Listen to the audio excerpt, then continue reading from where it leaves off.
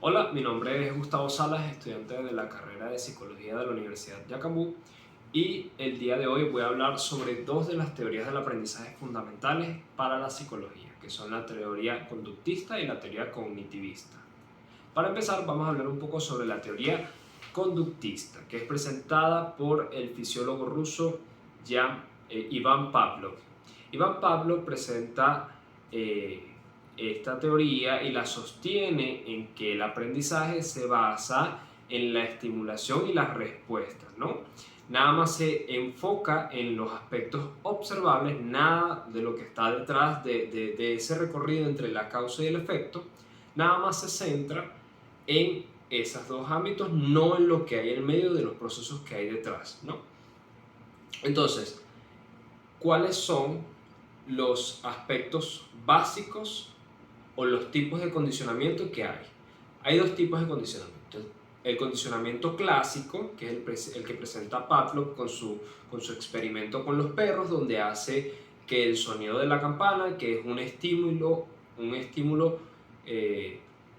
neutro, haga que tenga una vinculación con la alimentación, que es un condicionamiento, y hace que genere una respuesta que es la de la salivación, ¿no?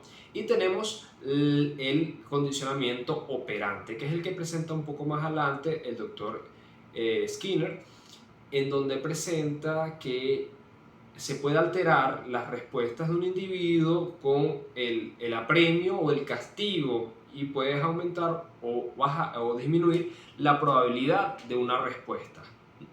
Entonces, tenemos tres aspectos básicos que son los que engloba esta teoría conductista, que es el primero, que nada más se centra en lo que es observable en el proceso de aprendizaje.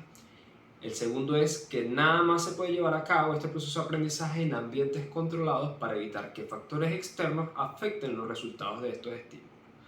Y el tercero es que depende mucho del entorno, porque cualquier perturbación puede generar un estímulo adverso, pero necesita de una tercería, de un tercero, que haga el condicionamiento para estos estímulos.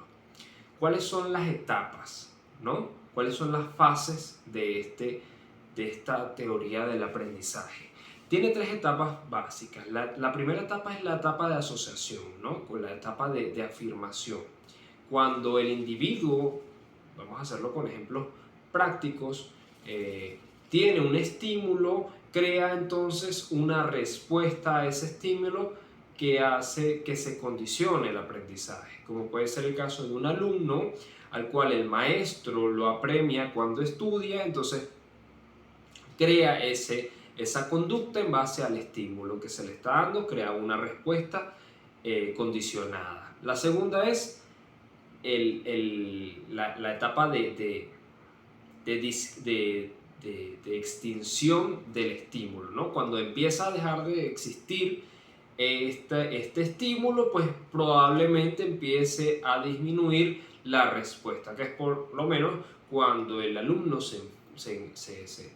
siguiendo el mismo ejemplo, empieza a enfocarse por tener buenas calificaciones y aplicarse en una materia, pero el profesor no le da las felicitaciones o las recompensas a cambio por ello, entonces puede ser probable que empiece a disminuir esta respuesta.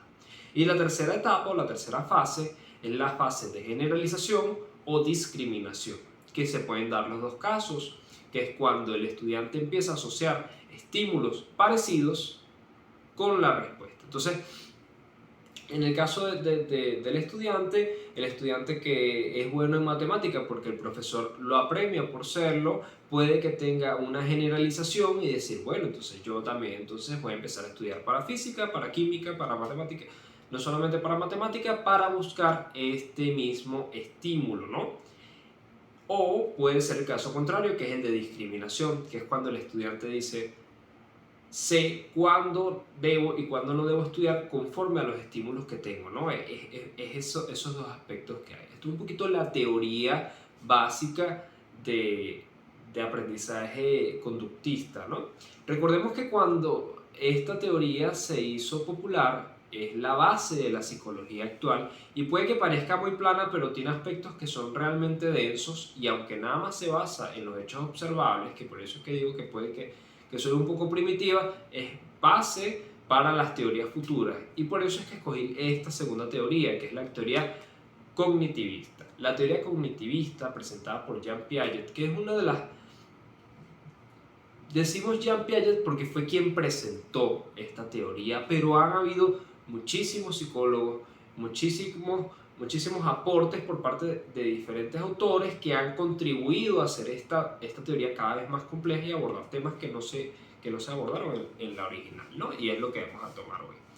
La teoría cognitivista se basa en que el aprendizaje es el proceso mental, ¿no?, de memoria, de percepción, de resolución de problemas, y todo esto englobado presenta lo que es el aprendizaje, que no es más que la adquisición y orden del conocimiento. Cuando entendemos algo es porque tenemos la información, pero la ordenamos como nuestra mente, como nuestra psique logra hacerlo, entonces se convierte en un aprendizaje. Realmente sentimos que hemos aprendido el concepto o el término.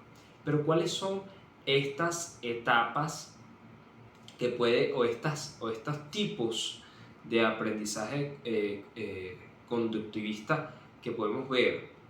Tenemos dos etapas. Dos o tres. La primera etapa es la primera proceso conductivista es el por significado. El conductivismo por significado entra cuando la persona, ¿ok?, por conceptos previos puede aprender conceptos nuevos. ¿Por qué? Porque lo entiende. Por eso es que la mayoría de los sistemas educativos se basan en esto. No te ponen lo más difícil al principio, sino que partes de una base y conforme a eso vas construyendo terminología, porque puedes entender el proceso previo, porque los procesos mentales necesitan de pequeños bloques para poder entonces crear una masa más grande. Es como cuando entendemos un concepto por mera lógica, como puede ser destornillador.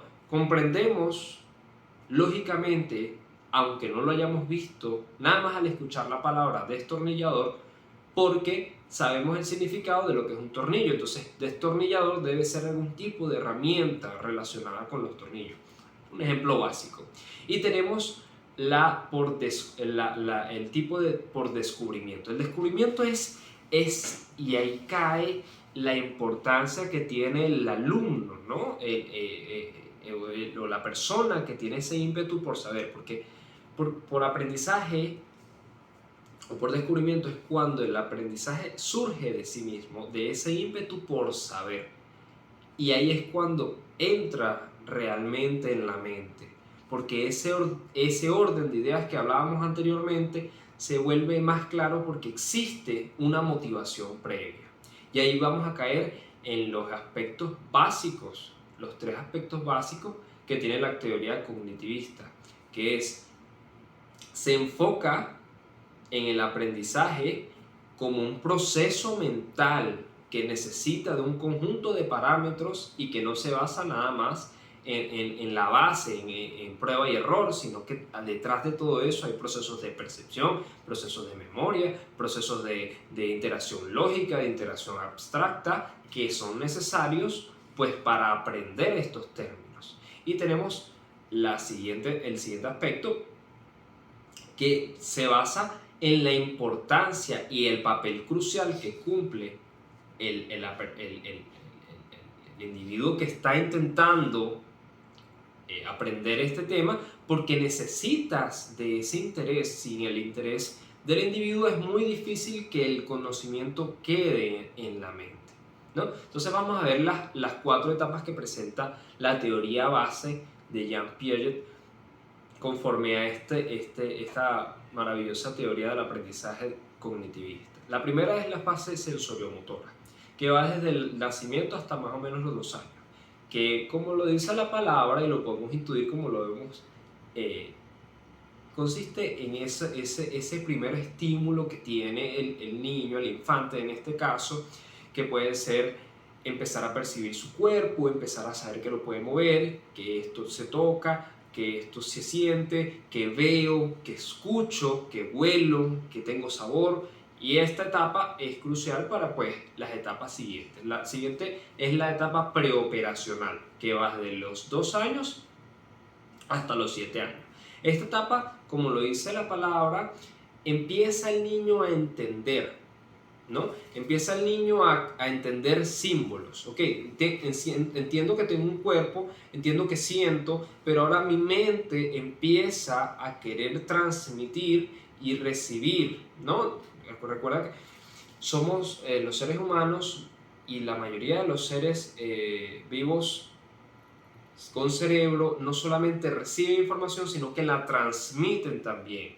Entonces, así es el caso de esta etapa preoperacional.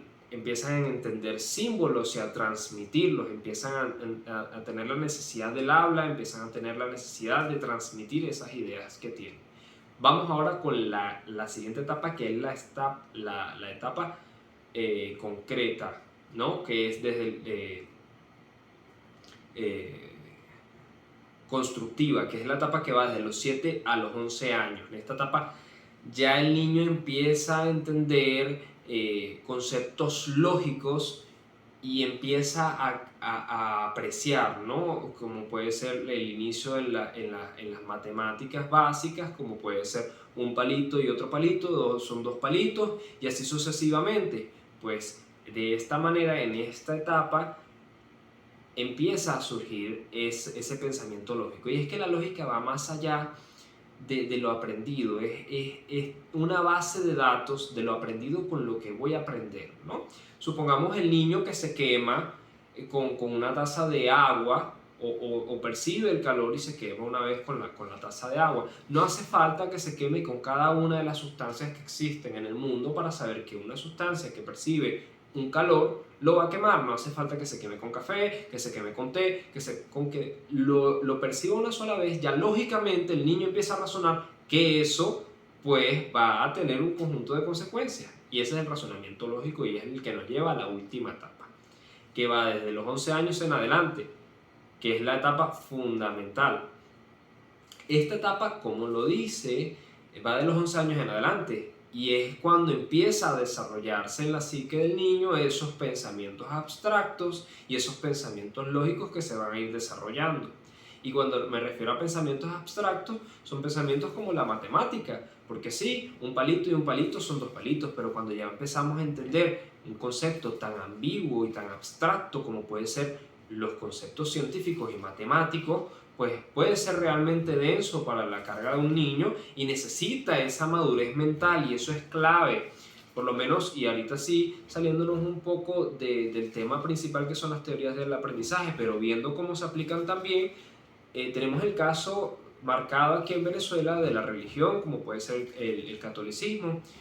Se acostumbra en las familias, yo porque vengo también de un seno de una familia católica, a hablar sobre el catolicismo, y se le dice al niño: pida la bendición, tienes que orar, tienes que amar a Dios, pero son pensamientos que también necesitan de esa madurez mental, ¿no? Necesitas de enseñarle al niño, porque el niño dice: ok, pida la bendición, el niño va a hacerlo porque es una ordenanza de su padre, su madre, su abuela, su abuelo, su tío, o de su representante, pero necesita pues entender por qué, y ese es un pensamiento abstracto. La religión es un pensamiento abstracto que viene del amor y que viene de las raíces que tiene, pero es necesario, y ahí va también en clave no solamente la parte que el niño o el infante necesita querer saber, sino que también hace falta darle los conceptos para que el niño los pueda ordenar en la cabeza y pueda entender entonces qué significa dar la bendición, qué significa orar. Y por eso es que hoy en día está comprobado que las personas que tienen fe, que creen, pues puede ser un tipo de terapia también. ¿Por qué? Porque es un tipo de meditación, pero para llegar a esa conclusión ¿ok? Y no tiene que necesariamente ser de una religión específica, puedes no profesar ninguna religión, pero tener un espacio de meditación, pero necesitas entender qué es lo que estás haciendo, y este conjunto de ordenanzas pues requiere una madurez mental.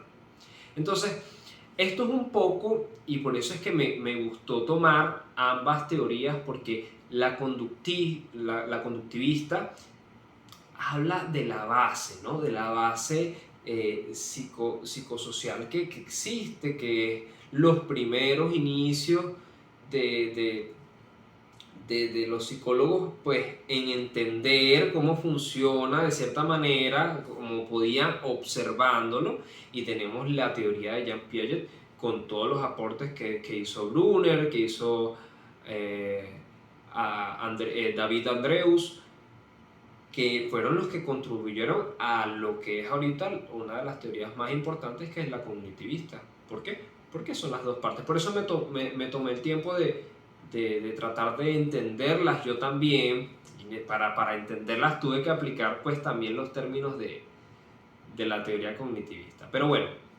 esto es muy por encima, ambas teorías son realmente densas, tienen una cantidad de conceptos, así sea la conductista que parece simple, pero no es tan simple, tiene un conjunto de factores extra, de estímulos neutros, estímulos incondicionales. Entonces, son densas ambas, no es que porque una sea más antigua que la otra no tiene validez, sí, son clave, las dos son al final constructos, y caemos en el inicio de esta exposición, que son bloques que poco a poco forman una gran pared.